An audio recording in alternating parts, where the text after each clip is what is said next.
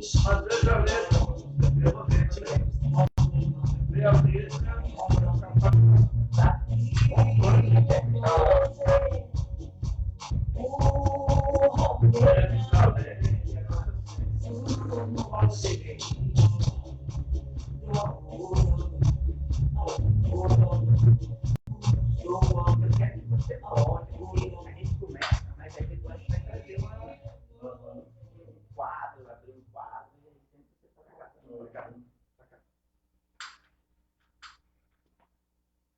Boa noite! Bom, pessoal, mais uma vez aqui, o seu parceiro de todas as sextas, programa Palavra Franca.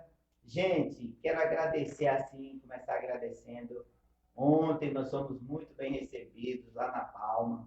Quero mandar um abraço para todo o pessoal da Balma, cafeteria ali na Esplanada 3. E agradecer também a nossa convidada de ontem. Sensacional a entrevista, a matéria foi muito boa. E eu quero hoje mandar um abraço todo especial para os nossos parceiros, né? A começar com o Bibank, Banco Digital e também nosso parceiro aqui do programa Palavra Franca. E também, lembrando, gente, que a gente também tem um parceiro aqui que também sempre está conosco, é a Padaria Padoca. Gente, hoje nós estamos lançando aqui um cenário sensacional. Quero mandar um abraço aí para os nossos seguidores.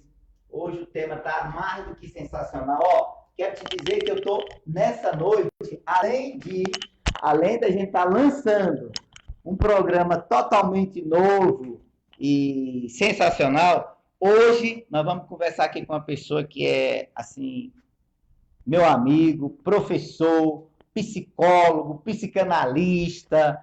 Rapaz, o homem é uma sumidade em pessoa. Eu quero hoje, antes de mais nada, no começo do programa, me solidarizar, gente, com as pessoas que estão sendo vítimas do Covid, né? Quero desejar, assim, de todo o meu coração, minha solidariedade, meu abraço a todas as pessoas. Com licença, professor. A todas as pessoas que estão aí sendo vítima, ou tem algum parente que perdeu. Olha, meus sentimentos a todos esses que estão aí sofrendo aí, vítima dessa pandemia que se alastrou sobre o nosso país. Mas, dizer que nós estamos orando, é claro, né?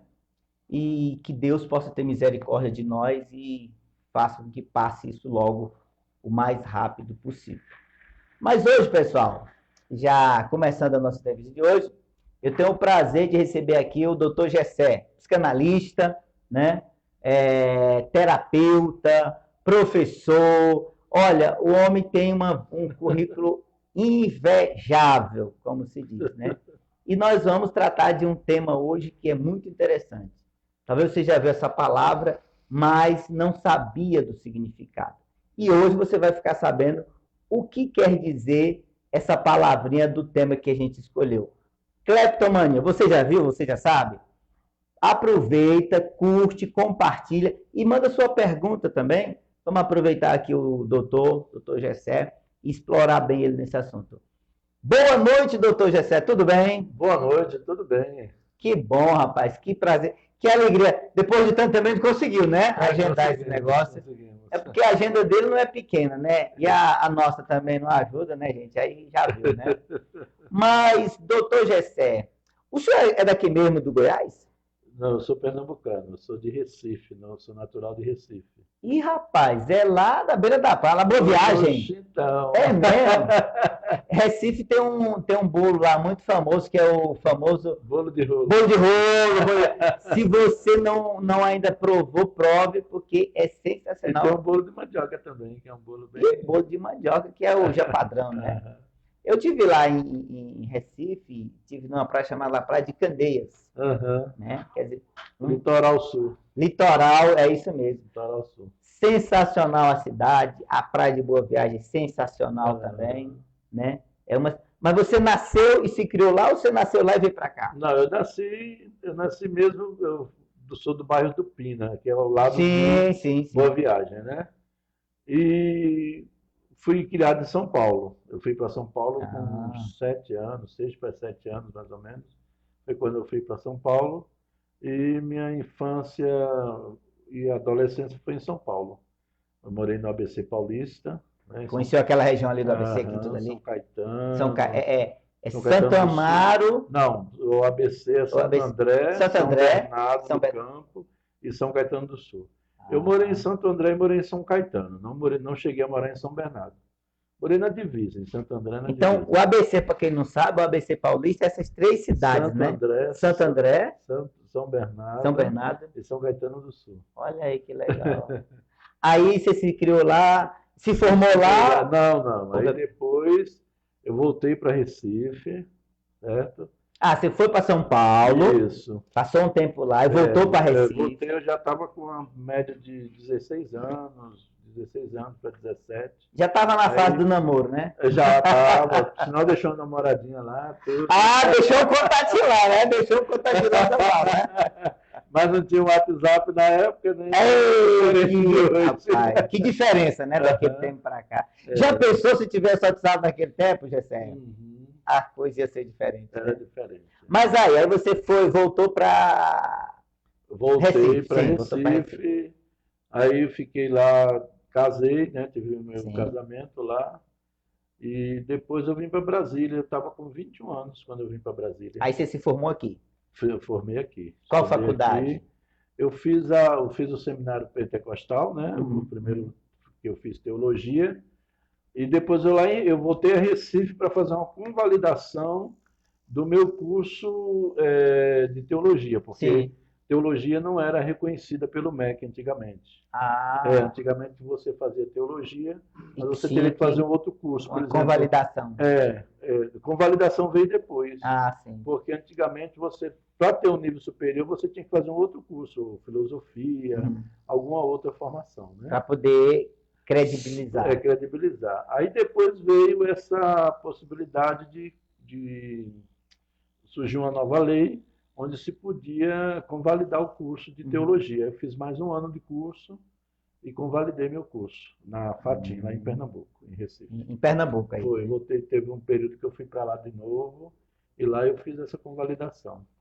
Aí da teologia para a psicanálise, né? Aham. Qual foi aí a conexão? Como é que você Sim, chegou, você sim. se achou nessa? Eu tive muita. Eu tenho uma pergunta aqui, já que o programa é palavra, eu tenho uma pergunta aqui pesada, que daqui a pouco eu vou fazer, o pessoal vai querer saber já. Aham. Mas vamos embora. Aí como é que foi essa? Eu sou casado pela segunda vez, que eu Sim. passei por um divórcio, né?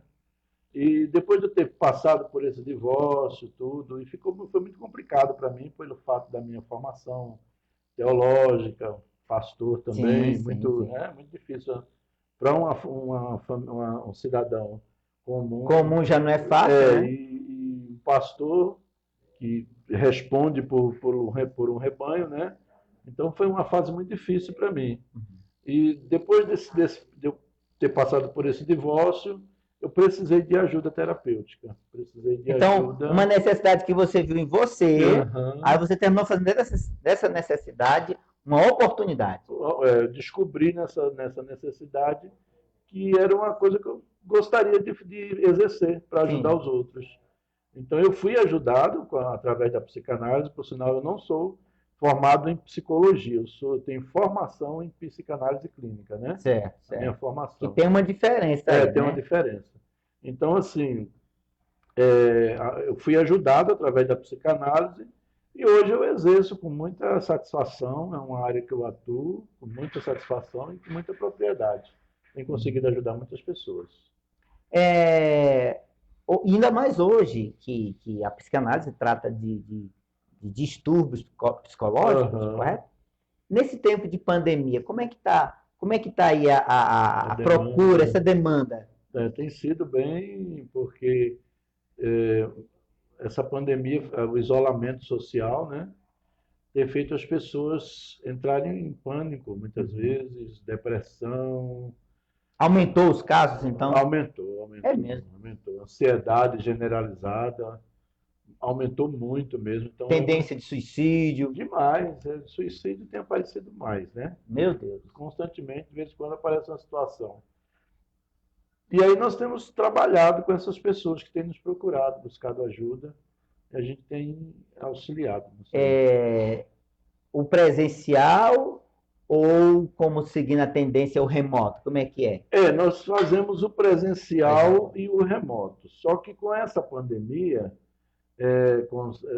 tem certas restrições, Sim. a gente tem que fazer o remoto. Sim. Hoje mesmo você viu, você estava lá Sim. e eu tive que atender uma pessoa, atendi no remoto, né? Então, assim, porque para precaução da nossa e também do paciente. Da pessoa, né? E interessante, em época de pandemia, mas na época de internet, alguém já disse que nós avançamos na tecnologia no mínimo 10 anos nesse ano de pandemia, sim, né? Sim. O pessoal foi bastante, né? Eu também sou professor, né? Então nós temos hoje o quê? Um ensino híbrido, onde uma porcentagem, algumas escolas que foram reabertas, tem uma porcentagem de alunos presencial e outra porcentagem remota. Então fica o ensino híbrido. Um grupo assiste na escola presencial e outro em casa.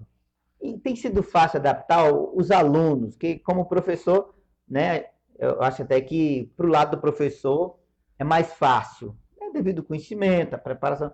Mas e o aluno, professor? E o aluno? Ele tem sabido se adaptar? Olha, não é fácil para nenhum dos dois, nem para o aluno, nem para o professor. Todos os dois se embananaram. Até porque pegou todo mundo de surpresa, Pegou de surpresa, pegou de surpresa. Então, assim, nós tínhamos já acesso à tecnologia, tudo, mas nós não tínhamos essa necessidade de utilizar ela dentro de sala de aula como nós estamos utilizando hoje. Né? O que era acessório virou principal. Virou principal, isso virou uma necessidade mesmo, né? Então, assim, às vezes a gente utilizava, por exemplo, tem uns games, eu leciono história para o ensino médio. Você é professor de história? Sou. Então, assim, eu tenho uns games que às vezes a gente manda para os alunos, né, para eles fazerem tudo, mas não era como agora. Agora não é só game, agora a gente tem que fazer as aulas remotas, né? E não é fácil. Não é fácil porque esse ano está sendo um pouco complicado, mas está sendo até melhor, porque nós já nos preparamos melhor para este ano. Né? Já deu para adaptar, né? Já nos adaptamos. Então, o ano passado foi mais complicado. Esse ano nós estamos... a nossa preocupação é atender o aluno que está do outro lado, que às vezes a gente está preocupado com o que está presente, mas tem o que está do outro lado. Tem que lembrar que tem aluno do outro lado. A gente está lá com o computador, eu levo o meu notebook e minha aula, faço a live com o meu notebook, né? Mas os meus colegas levam o celular e fazem no celular. Então, às vezes, tem que dar para acompanhar? Dá para acompanhar bem, acompanha. Aí nós mandamos as atividades, tiramos fotos das atividades, do quadro que nós passamos para os alunos em sala de aula, nós tiramos fotos e mandamos para os que estão em casa. Para que eles aí todo mundo participa, então? Todo mundo participa, todo mundo. Gessé, me diz uma coisa, nesse negócio de internet, eu, por exemplo, eu sou do tempo que a gente levava só um caderno, um lápis, uma borracha, ainda era aquele lápis que tinha tabuada, né? Só que nem você, sou mais velho ainda do que você é mais novo do que eu. Eu não imagino nem que a gente usava, naquele tempo nem telefone tinha. Nem se sonhava. Nem sonhava, né? O telefone a gente ligava e pedia para marcar um horário para falar com a pessoa que estava no outro estado, né? Lembra disso? Orelhão! Cara, quem nunca pegou uma fila de orelhão para escutar a conversa do outro que tava? Muita. Mas era o nosso shopping da época. Era o nosso shopping, né? Era o famoso shopping. Mas então, Gessé, esse assunto que nós vamos abordar, e eu quero agradecer primeiro a sua disponibilidade, né? E dizer que vai ter outras oportunidades. Tem outros temas aí que... Esse assunto que nós vamos abordar, e aí, para as pessoas que estão nos assistindo, alguns já perguntaram, alguns já disseram que não sabem, e hoje nós queremos abordar aqui no programa esse tema chamado cleptomania. Professor Gessé, para os nossos telespectadores, O que significa essa tão famosa, tão famigerada cleptomania?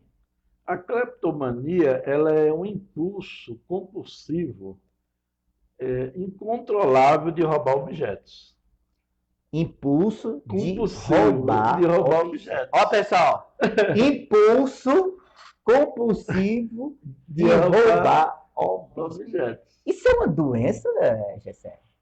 Isso é um distúrbio adquirido por outros tipos de situações que a pessoa passa, né? Às vezes a pessoa está passando por uma questão de ansiedade, de bipolaridade, sistema nervoso, alguma coisa assim, e acaba levando a pessoa para esse lado aí. Não quer dizer que a pessoa, todo bipolar, roube, né? Sim. Mas a pessoa é uma ansiedade, uma compulsão que ele não consegue controlar. Que ele não consegue se segurar. Não consegue. E ele, enquanto ele não leva aquele objeto, ele não sossega, não fica tranquilo.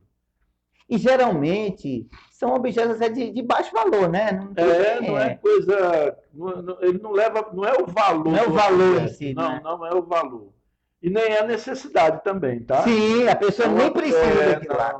Não precisa. É a compulsão mesmo. É a compulsão. Então, assim, por exemplo, eu já vi situações, lojas americanas, uma loja muito antiga, né? Sim. Eu já vi situações de pessoas, assim, bem conhecidas na sociedade, que eu não quero citar. Pessoas famosas, famosas. Pessoas famosas, tá. E às vezes entrar numa loja para roubar um chocolate. Roubar uma calcinha, botar. Pessoa que você quer dinheiro, a pessoa tem. Sim.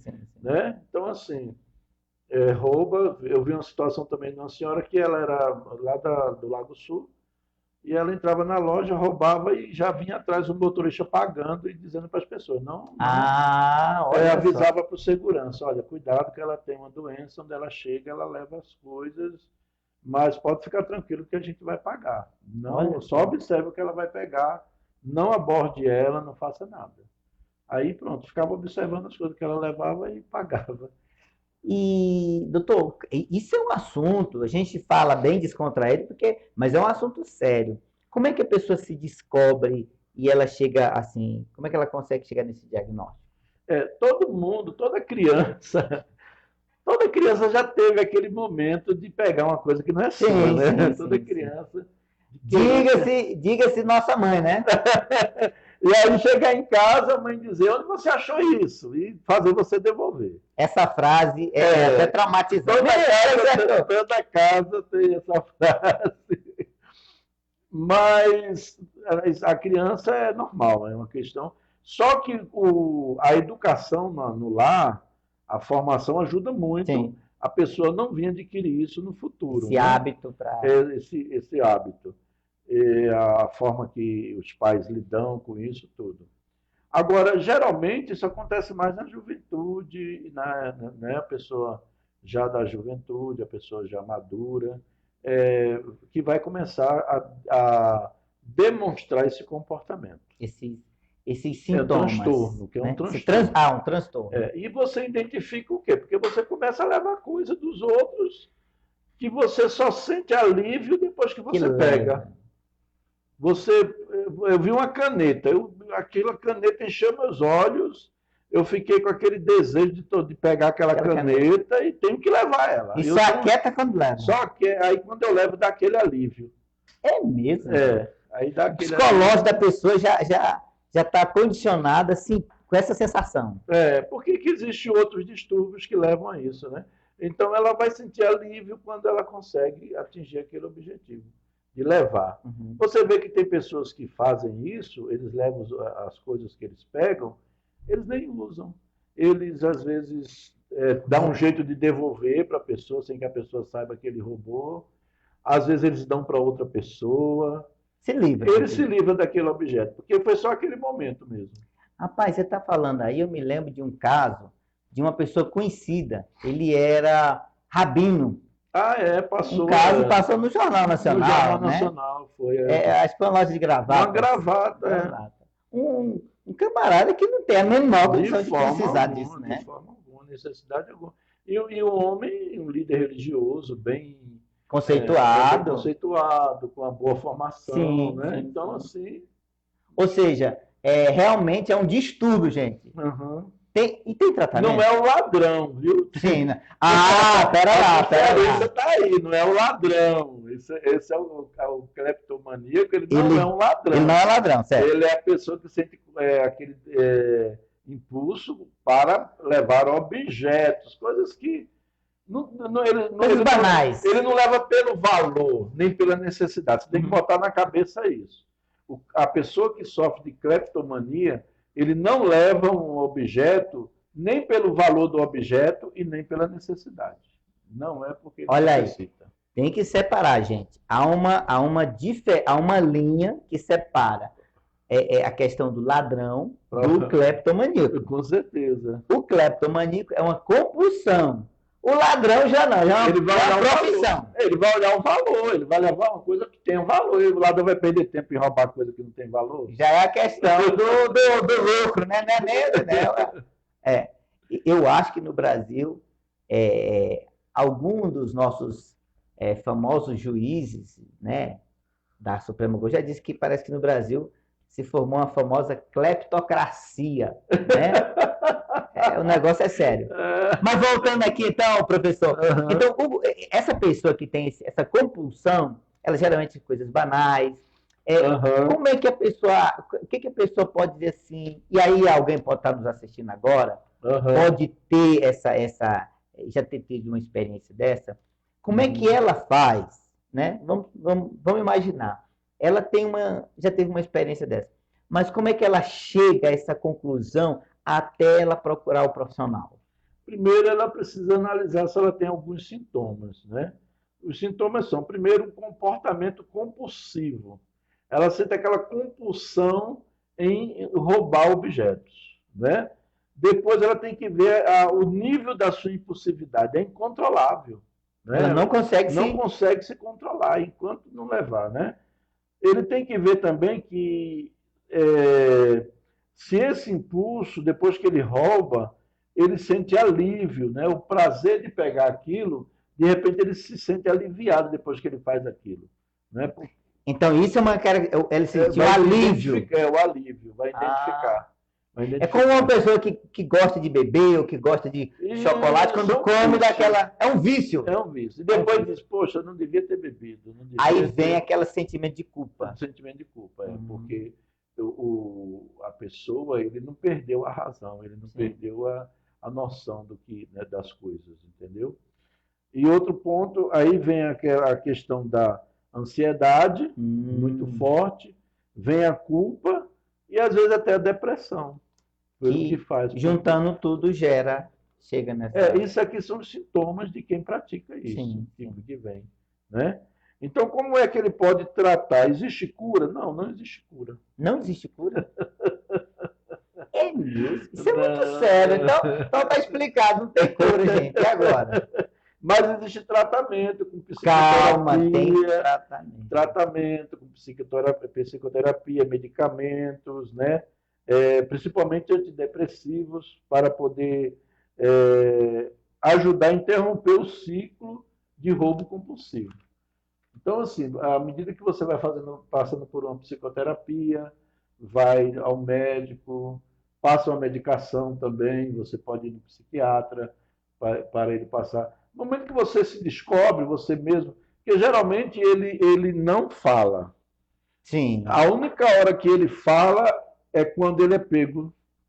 Quando ele é pego em flagrante. Então até alguém confrontá-lo. Até ele ser pego em flagrante. É a famosa expressão, até pegar com a mão na massa, isso. Com a boca na botija. É isso aí.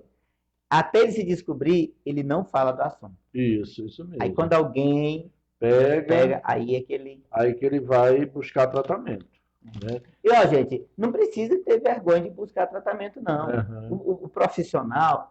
Até uma pergunta minha também, professor. Tem o psiquiatra, tem o psicólogo e tem o psicanalista. O psicanalista. Qual a diferença básica de um para o outro, para a gente...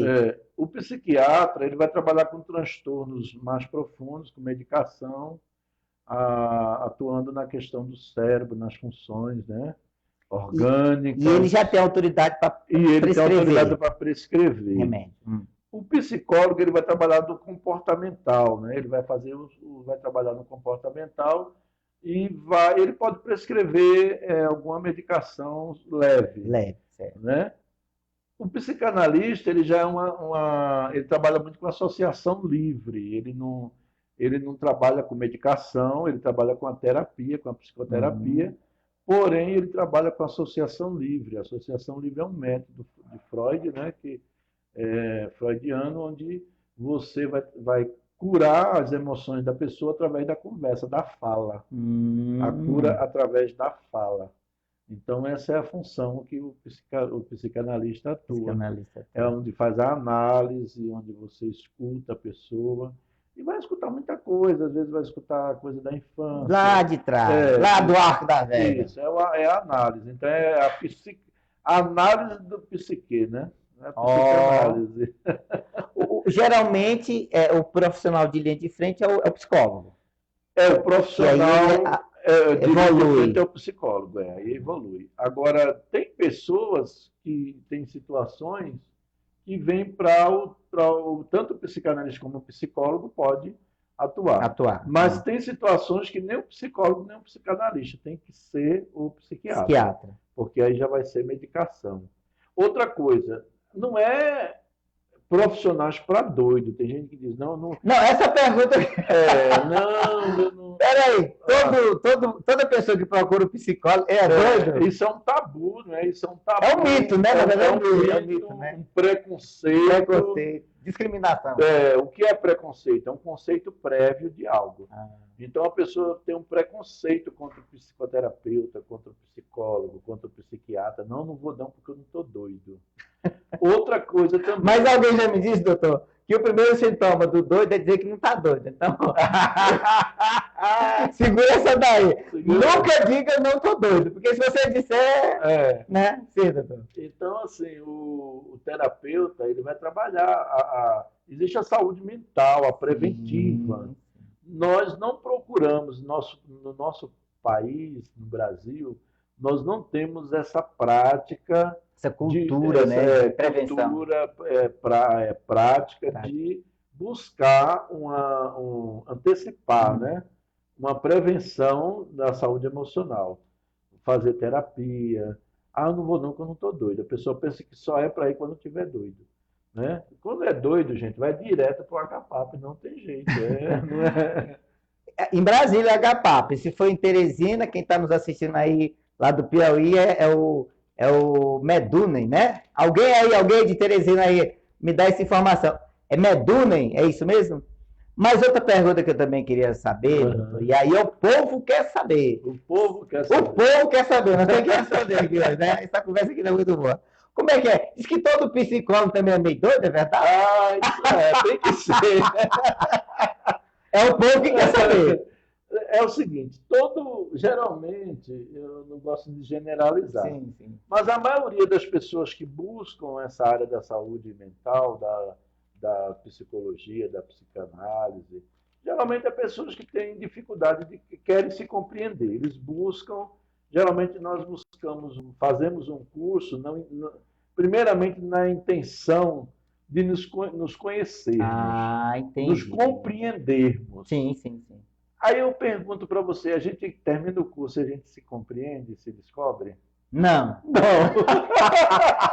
Toca o barco. Então tem que estudar a vida inteira. O terapeuta tem que estudar sempre, porque cada dia são novidades que vêm à frente, né? Mas nós temos que estar. Mas como eu falei anteriormente, né?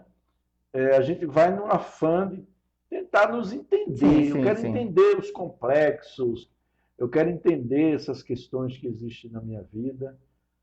E a gente entende, a gente começa a compreender, sim. Eu falei até que não resolve brincando, mas a gente consegue... A gente consegue né, se descobrir na medida do possível. Consegue entender que diz, não, realmente isso aqui tem fundamento. Sim.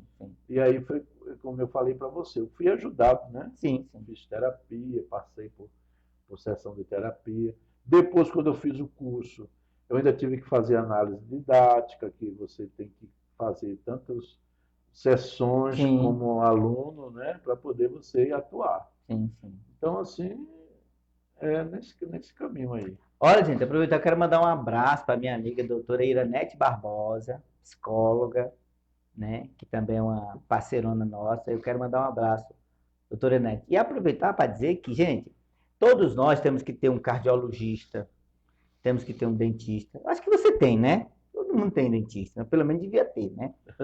Do jeito que a gente cuida da saúde, faz um check-up, né, doutor? Tanto físico. A terapia nada mais é do que também um cuidado com a saúde, né, doutor? É a saúde da mente, né? E na verdade, é tão necessário quanto a saúde do corpo. Alguém já disse mente sã, corpo são. Ó, por quê? Porque existem as doenças psicossomáticas. Não, essas aí eu queria saber. Como é que funciona essa doença psicossomática? Como é que é isso? A psicossomática são reações que o corpo vão reagir com a dor da alma. Você está com dor emocional, né? Aquela dor e precisa de resolver aquilo, e aquilo se manifesta no corpo. É uma somatização de dor. Das dores da alma emocional, que se manifesta no físico. Que se manifesta no físico. Eu conheci uma pessoa que ela ficava com raiva e apareciam as manchas roxas. Mais ou menos isso. Mais ou menos isso, né? Geralmente, as doenças psicossomáticas, você faz uma bateria de exame e não encontra doença. Aí o médico prescreve atendimento terapêutico. Atendimento terapêutico. Você precisa passar. Às vezes a pessoa pensa que está com problema cardíaco, com isso, mas não é. Às vezes é tudo psicossomática.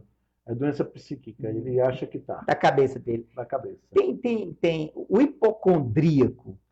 Ele é um tipo de psicossomático também? Sim, com certeza. O hipocondríaco já é um outro transtorno. Outro transtorno. Já é um transtorno da pessoa que ele tem necessidade de se medicar. Ele vê você com a receita na mão, ele já vai dizer para você assim, olha, esse remédio aí, o que é que você está sentindo? Aí você diz, estou sentindo isso. Me dá essa receita que eu vou comprar esse remédio. Eu também ele já aproveita, já se medica logo. Ele se automedica. Ele se automedica. Estou aqui com uma pergunta, doutor. Como lidar com as crianças nessa época de pandemia? Pastor Natan? Matinai, pastor Matinai. Pastor Matinai. Igreja. Então um abraço. Está me ouvindo, né? Então, assim, com as crianças, tá sendo um momento muito difícil, né? Sim. Então, o que os pais devem fazer? Criar jogos, baixar na internet, atividades para a criança fazer de pintura. Interação, né? Muita interação. Tirar o celular, pelo amor de Deus, o que eu vejo muito é o celular. O menino já está isolado. Aí fica com o celular na mão, fica preso a joguinho, essas coisas, aí pronto. E detalhe, doutor, eu estou vendo aí que hoje está uma coisa tão assim, as crianças de pequeno, de colo, bebê de colo, chorou, o pai, a mãe vai lá e toma o celular. Esse problema já está automático. Porque os pais não querem mais ouvir choro de criança, não querem mais perder tempo com a criança. Aliás, não é perder tempo. É investir tempo no seu filho. Investir tempo. Então, assim, até perguntaram para mim, falaram assim, olha, houve muito divórcio depois dessa pandemia. Sim. A culpa foi da pandemia? Eu digo, não, o problema não foi a pandemia. É que os casais já estavam desgastados e eles não conseguiam mais viver juntos. A pandemia só veio reflorar, né? Vamos dizer Quando assim. veio a pandemia, eles viram que eles não tinham mais nada a ver um com o outro. Quando não conseguia ficar junto mais. Quando veio o decreto do lockdown, que todo mundo fica atrás, aí descobri 2 desconhecidos dentro de casa. 2 desconhecidos, porque enquanto eles tinham tempo, eles estavam trabalhando, estudando, e vinha em casa assim só de vez em quando. Ia levando. Mas depois que teve que ficar 24 horas olhando para a cara do outro, aí já não deu. Agora, pastor Matinai, uma coisa que a gente tem visto também, e aí o doutor pode nos ajudar nisso, a interação com os filhos, tem uma famosa frase que diz, olha, não basta ser pai, tem que participar. Então, a interação com os filhos, e aí tem um trabalho do Dr. Augusto Cury, Aham, Pais Brilhantes, leia, anota essa dica aí, ó. Pais aham. brilhantes, professores, Filhos fascinantes. filhos fascinantes, né? Então, você precisa interagir com o seu filho. Aham. Separa, gente. Horário de almoço, almoço em família, desliga o telefone, senta todo mundo à mesa, tira um espaço, já que está todo mundo em casa, tira um espaço para interagir com o seu filho, uma brincadeira, contar uma história. Inclusive, eu acho muito interessante essa dica do Dr. Augusto Cury, ele diz que é preciso o pai contar a história dele, de vida dele para o filho, que isso envolve. Isso era um costume hebraico. Olha aí, ó. Era um costume hebraico. Passar a sua experiência. Passar é uma fonte, eu sou historiador, né? E uma das fontes históricas é a oral. E os pais, muitas histórias que existem dos judeus foram passadas de pai para filho através da expressão dessa fonte histórica, do diálogo, da conversa. Os pais não querem conversar com os filhos, não querem brincar com a criança. Não quer, não quer abraçar, o menino, não quer curtir. Né? Então, assim, além de você curtir a criança, ainda tem as brincadeiras pedagógicas que você pode baixar na internet. Tem muita brincadeira pedagógica. Olha, gente, ele está falando da internet aqui, mas eu estou me lembrando que quando eu era moleque, não tinha brincadeira já. Não tinha nem brincadeira lá. Tem esconde-esconde, pique-pega, academia, aquelas pula-pula. Pula-pula, carrinho de rolemã. Tem tanta coisa. Eu fazia carrinho de lata de leite ninho. Não, a gente brincava com roda, a maior diversão, pegava uma roda de pneu de bicicleta e saía rodando na rua, aí ele ralava o joelho, mas vivia, né? Mas aí eu tô querendo, isso aí a gente pode, o pessoal não recupera isso, né? Mas não é do tempo desse povo, dessa geração. Deveria procurar recuperar essas coisas. Mas na internet como você está em isolamento social dentro de casa, não é fácil, então você tem que fazer atividade pedagógica, cada dia mudar a rotina, né? Mudar a rotina. Agora, não deixar o menino dormir demais também. Tá em casa, vai dormir demais. Não. Estabelece horário para dormir, horário para acordar, horário das refeições. E as brincadeiras, faz brincadeiras, aproveita para contar história, para falar da sua vida, as coisas que... Suas experiências. As dificuldades que você teve, como você conseguiu superar. Tudo isso vai educar a criança. Por sinal, um dos aspectos para ajudar a pessoa a não desenvolver a criptomania é a educação saudável. Educação saudável. Educação saudável. Até porque, como isso é um impulso, se os pais não colocarem olho, a criança cresce com aquilo. E é normal, acaba virando normalidade. E se tiver ele passar por um distúrbio, ele não vai nem perceber, porque para ele é tão normal levar as coisas. Inclusive, passe a observar mais seu filho. Se chegou em casa, se você encontrou alguma coisa nas coisas dele, na mochila dele, conversa, senta, pergunta, dialoga. A violência, a gente nunca defende a violência, em momento nenhum. Mas o diálogo. Hoje as crianças, e aí, doutor, é impressão minha, ou hoje as crianças amadurecem muito mais rápido do que na outra geração. As crianças elas não amadurecem, elas são precoces. São precoces, não? Elas são precoces, porque as crianças hoje estão sexualizadas por causa da internet, por causa de programas que os pais não colocam limites. E na internet os pais também não colocam limite, não vê o que o filho está vendo na internet. Eu vou até falar aqui, vai ter alguém ouvindo lá da escola, mas teve uma noite do pijama na escola, aí eu fiquei lá tomando conta da ala dos meninos do sétimo ano. Os professores ficaram, né? Alguns professores. Aqui mesmo em Brasília? Aqui mesmo. Aqui mesmo, né? Uhum. Aí, quando eu fui ver, tava aquele grupinho de meninos junto, eu dormindo, né? Aí eu acordei, mas aí eu fiquei quieto, aí observei. Estavam os meninos tudo juntos, rindo, dando risada baixinho, né? Fui ver, eles estavam vendo pornografia no celular. A noite do pijama estava vazada. Aí eu, para com essa palhaçada, vocês aí. Que é isso? Professor. Né? Então, assim, os pais não colocam limite, não vê o que os filhos estão vendo na internet. Então, o menino começa a ter informação antes do tempo. Ele não amadurece, ele tem informação precoce. Isso termina atropelando, Isso né? traz transtorno, isso traz Transtorno. ansiedade, gera ansiedade na criança. Gera ansiedade, porque ele não pode viver aquilo que ele está vendo na internet. Ele não pode viver aquilo. E o raciocínio dele não alcança a diferença entre o que é real e o que é. E o que é fantasia. Ele não tem esse filtro. Sim. A criança não tem filtro, né? Ela não sabe filtrar. A gente já filtra as coisas, mas a criança não tem filtro. Então, o que vier, ela desce sem limite, vai na verdade, embora, né? vai embora. É Então, verdade. isso aí é um dos aspectos que está trazendo muita ansiedade nas crianças, medo, pânico, porque quando não é vendo porcaria, ou tem uns jogos violentos também, que também está trazendo isso aí nas crianças. E também reportagem. O menino está dentro de casa, preso, nesse lockdown, nesse negócio de isolamento social. E aí vê as reportagens, vê as notícias sobre violência, sobre tantos mortos, tantos acometidos com contaminados. Aí o inconsciente dele começa a reger. E se meu pai pegar e morrer? Se minha mãe pegar e morrer? O que vai ser de mim? A criança começa a desenvolver um pensamento de medo, de angústia, né? E começa... Então traz ansiedade, isso traz ansiedade, e aí desestimula o interesse pelos estudos. Essa pandemia, tomara a Deus que ela passe logo, porque está trazendo muito transtorno, muita coisa.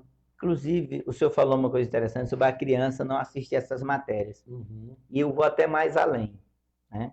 Você também, gente, eu faço um apelo aqui, porque nós estamos falando aqui com um psicólogo, psiquiatra, um psicanalista que entende das doenças da alma. Gente, desligue a sua televisão, porque é só morte. Os jornais hoje, eles prendem o Ibope, eles prendem a audiência trazendo tragédia. A política da mídia hoje, ela é só tragédia. E aí, se você for parar para pensar, eu não sei se o senhor já parou para pensar nisso, mas eu parei para fazer uma conta aqui, que eu vou até aproveitar para lançar o desafio, para ver se alguém mais, se você já pensou nisso, dá um alô aí também, manda um oi aí para nós aí. Olha só, a gente tem observado esses números astronômicos, mas, primeiro detalhe que eu vi nesses números, ninguém comenta dessa pandemia, não se comenta no número de recuperados. Hoje, no Distrito Federal, a mídia de hoje, os telejornais de hoje disseram que o número de recuperados é 93%. Mas não comentam. Ele não fala, ele só fala, né, nos números das mortes. Aí tá. Nas mortes, doutor. Vê se eu também não estou com problema de cabeça. Porque olha só, eles estão dizendo que no Brasil está morrendo 2.500 pessoas por dia. 2.000 alguma coisa. Aí eu pergunto, não sei se mais alguém já parou para pensar, gente, se está morrendo 2.000 pessoas, não era para ocupar também as UTI na mesma proporção de 2.000 vagas? Você já parou para pensar nisso? Ninguém explica. Não há lógica para isso, concorda? Não é uma atitude negacionista. Não vamos não, dizer jamais, assim, vocês estão sendo negacionistas, estão negando a doença é letal, ela existe. Agora, politizada. No Brasil, ela está politizada. Infelizmente, ela está servindo de promoção para políticos que não estão preocupados com as pessoas. E aí, a gente está parando para pensar, porque quando você para raciocinar, porque o medo, ele também gera distúrbio na pessoa. O medo, né? O terrorismo todo. E aí, voltando para o assunto aqui, desse tempo de pandemia, desliga a televisão, gente. Ou se você tem uma programação sadia, procura assistir uma programação sadia, filmes, ou jornais que possam trazer informações, mas sem o apelo trágico da mídia. Porque tantos adultos, como os adultos estão adoecendo. Eu até recomendo, assim, as pessoas assistirem um noticiário por dia. O problema é que as pessoas não assistem só Não, é que assistem todos. É que assistiu da assiste o da Band, depois o da Record, Record, depois o da depois do SBT. Globo, depois do SBT, depois da CNN. Não se conforma. E ainda tem o celular. E ainda tem outra coisa também do celular. Você diz assim, mas meu filho não vê pornografia. Tudo bem. Mas ele vê no celular, quando você vai no Google, começa a chegar as notícias que estão acontecendo. Aquilo ali é muito forte para uma criança, para uma mente infantil. Mais uma pergunta aqui, está chegando aqui.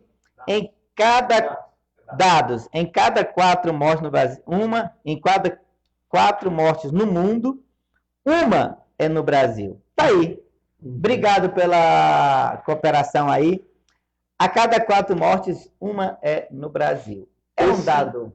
Será que é confiável? É Essa aí que tá a fonte, questão, né? essa fonte aqui, que o senhor nos mandou aqui, você, que nos mandou essa fonte aqui, é 25%, um quarto, né? Um quarto. Mas tem que notar que o Brasil é um país continental. Continental, mais de 200 milhões de habitantes. Aí você vai ver, Israel tá vacinando, já vacinou. Gente, Israel, eu acho que é do tamanho do estado de São Paulo. País pequeno. É um país pequeno. Então, dadas as devidas proporções, há que se ver, e aí a gente falando sobre distúrbio, falando sobre doenças psicossomáticas, doenças da alma, né? A mídia adoece qualquer ser humano. São essas informações que adoecem mais ainda. Principalmente as crianças, que As crianças não estão preparadas para receber essa a gente dá para analisar, mas as crianças recebem tudo, aceitam tudo. E aí, voltando aqui, e aí eu volto agora lá um pouquinho para o nosso tema, e tanto essa prática, essa mania, professor, né? Folha de São Paulo. A Folha de São Paulo hoje, a Folha de São Paulo é um folheto. Olha, a Folha de São Paulo é terrível, né? Eu já fui fã da Folha de São Paulo. Hoje, desculpa. Eu também fui assinante, mas desisti. Eu não leio mais, eu não uso nem para embrulhar peixe. Não tem como, sabe por quê? Porque vai estragar o peixe, se embrulhar. Essa foi boa. Doutor, essa foi boa, vai estragar o peixe, né? Olha, a Folha de São Paulo, e aí a gente, com toda... É manipuladora. Ela manipula dados, manipula informações, e com todo respeito, nós não estamos aqui defendendo uma ideologia. Não, de forma alguma. A doença é grave, você tem que usar... Nós não estamos usando máscara, porque nós estamos na distância de segurança, tomamos as precauções, mas use máscara, use o álcool gel, mantenha o distanciamento, faça a sua parte. Mas, se bem, doutor, eu acho que a maior parte da confusão dessa pandemia é o povo das festas, doutor. Porque, sinceramente, o noticiário importante, mas o povo não para de fazer festa. É 500 pessoas, é 5 mil pessoas. O povo... Como é que é isso aí? Você viu aquele negócio disse que a mulher foi casar no ônibus? Porque disse que não porque podia... a mulher fez um casamento no ônibus. Porque ele disse que no ônibus pode ter... aglomeração. No avião, você viaja no avião, você vai lado a lado. E cadê o distanciamento no avião? Não tem lógica. Cadê o distanciamento no ônibus? Então, assim, é uma coisa... Você chega no aeroporto, aí eles te obrigam a ficar 2 metros dos outros. Aí chega lá dentro, fica todo mundo colado no avião. Não resolve. Mas... Entendeu? Então, assim, umas contradições. Né? Outro detalhe que eu aproveitando o embalo, desses 90... no Distrito Federal, o índice de recuperados é 93%. São pessoas recuperadas, curadas, que sobreviveram. Gente, anota aí, 93%. Desses 93%, aí tem que tirar o percentual dos doentes e dos que morreram. Mas, com toda seriedade, com toda a gravidade do assunto, estão manipulando, sim, estão gerando terrorismo na população. É uma manipulação. E esse é o clima, viu? Esse é o clima aí pro golpe, viu? Cuidado. Eu tive Covid em novembro, minha esposa também teve, né? O meu sintoma foi de gripe e peso no peito. Então, assim, graças a Deus que eu passei por ela. Passou, tá aí, tá bem, né? Sobreviveu, beleza. Alguém tem dúvida que ele tá bem, gente? Agora me pergunta, a pergunta que não quer calar. O que foi que o médico lhe receitou? azitromicina, eu esqueci o nome do outro. Não, mas só em falar em azitromicina, eu já disse. Foi azitromicina. Azitromicina. Foi azitromicina. 5 comprimidos de azitromicina. Ou seja, já existe estudos que estão apontando para a eficácia desse É o tratamento, protocolo, né? mas o Brasil não quer aceitar. As pessoas não querem aceitar, não querem tentar, pelo menos, né? Eles não estão sendo honestos, né? Porque, vamos supor, a vacina, estão dizendo que a vacina mata, que não sei o que, aquela coisa toda. Gente, tem reações, organismos diferentes, Sim, sim. pessoas. Por exemplo, eu vou condenar a azitromicina. Certo, vou condenar. E aí? Mas para outros serviu, por que serve para uns e para outros não? Às vezes é questão orgânica, tem que ver, né? Eu acho que estão dando murro em ponta de faca. A verdade é essa. Estão pagando para ver a tragédia, né? Porque Verdade. estão pagando. Olha, gente, a gente superou a gripe espanhola Aham. e a gente superou outras crises sanitárias mundiais e sobrevivemos. Tenha calma, mantenha calma, desliga um pouco sua televisão desse noticiário midiático que é sensacionalista, né? Procura ler bons livros, procura ouvir boa música, procura também melhorar sua vida espiritual, sabe? Desliga um pouco o televisor, reúne os filhos, vai tirar um dia com os filhos de brincar, interagir, sabe? Rolar no sofá, na grama, você tem. Então, procura viver com a sua família. Aproveita, na verdade, esse momento, né, o doutor Gessé? É o momento ideal para a gente nos voltar para a família, né? Com certeza. Coisa que está tão de pouco valor hoje em dia, né? Então, dê valor à sua família, curte sua família, seus filhos. Essa oportunidade você pode não ter nunca mais. Então, aproveita, gente. Mas, doutor, aqui é a conversa que não para, não. E se deixar, nós vamos a noite toda, né? Porque o tempo aqui não para. E o papo, quando é bom, né? Voltando um pouquinho ao nosso tema, né? Que a gente já falou de tanta coisa. Mas voltando um pouquinho para o nosso tema, doutor. Essa questão da cleptomania. Um cleptomaníaco, ele consegue dizer que... Ele consegue aceitar o diagnóstico? Como eu te falei, na maioria quando ele é pego em flagrante, né? Até ele ser pego. Enquanto isso não. Mas há, assim, muito raro, mas muito raro mesmo, a pessoa que aceita e vai em busca de ajuda. E a solução começa com aceitar também, né? Começa com aceitar, entender que tem um problema e buscar ajuda. Porque todo vício que você termina negando ele, pode ser qualquer vício, seja droga lícita, qualquer vício, a solução só começa quando a pessoa aceita o diagnóstico. Admite que tem. Primeiro ela diz, não, eu preciso. E aí o passo seguinte é procurar ajuda, que no caso aqui, temos aqui o psicanalista, doutor Gessé, bacharel em Direito. Não, direito não. Eu sempre falo direito. Não me chama de advogado, porque senão as pessoas vão pensar que eu estou advogado. Não é advogado, é bacharel em teologia. Teologia. Mas professor de história. Professor de história, sou licenciado em história também. E pós-graduado em Dá aula em qual escola? Eu dou aula no Colégio Evangélico Recanto do Céu, lá no Novo Gama. Olha aí. Certo. Um abraço aí para o pessoal do Recanto do Céu, lá do Novo Gama, professores, alunos. Temos aqui hoje o doutor Gessé, psicanalista. O senhor está atendendo aonde aqui em Valparaíso? Eu estou atendendo online, né? Remoto, online, né? Remoto. Né? Até a gente passar essa maré aí. O seu telefone de contato para alguém que queira fazer uma... Pastor Gessé, chegou uma pergunta aqui da redação agora. O senhor, como psicanalista, o lockdown é a saída para o recuo do Covid? Ou isso precisa de uma investigação mais profunda das relações humanas? Olha, boa pergunta, viu? Muito boa. Gostei que fez essa pergunta. Tem Ótimo. Meu amigo... Eu não sou contra o lockdown. Eu sou a favor da seguinte questão. Os grupos de risco que deveriam ser se limitar a não ir para a rua, Sim. a não se expor.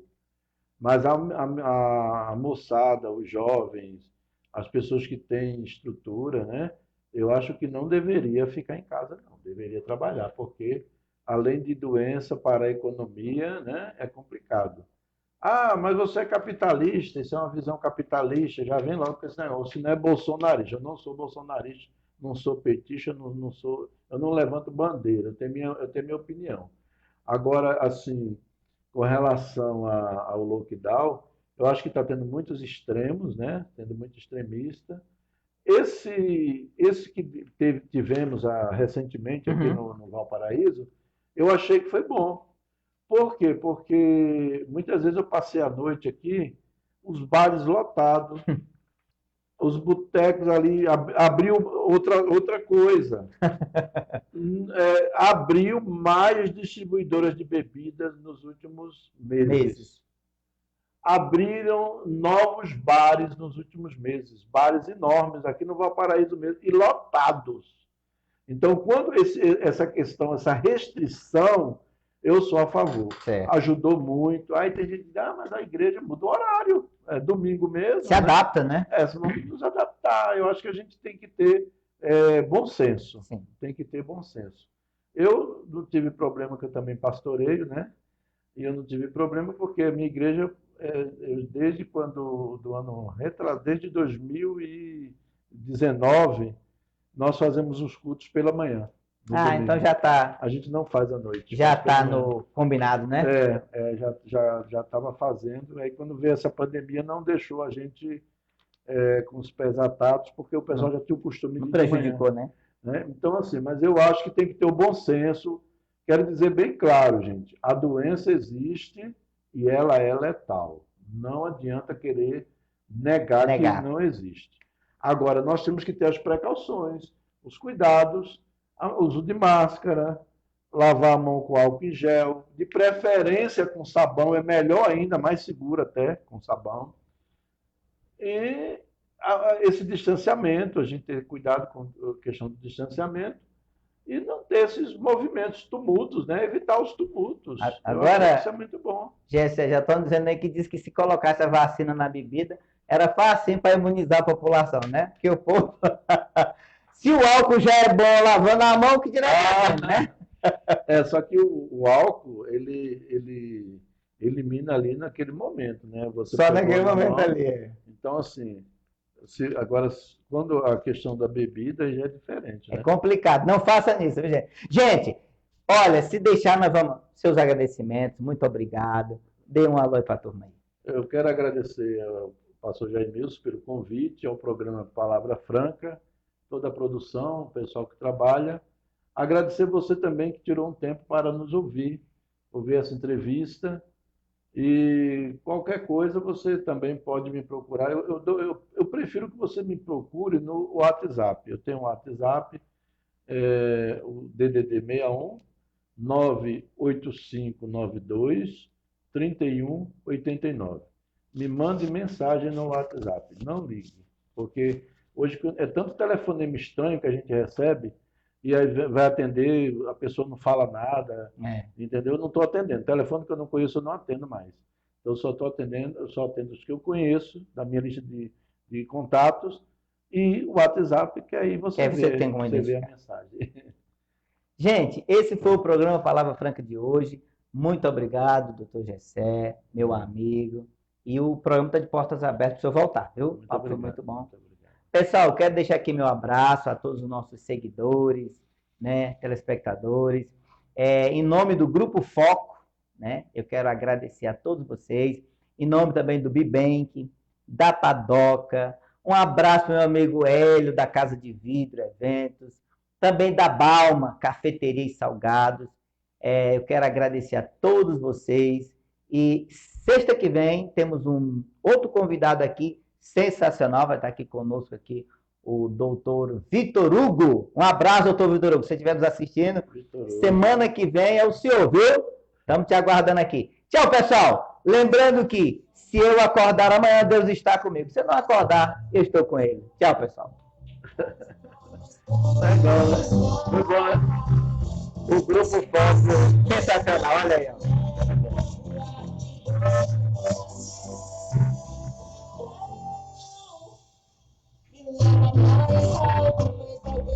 Isso aí eu conheço também, essa música. Uma sumidade, né?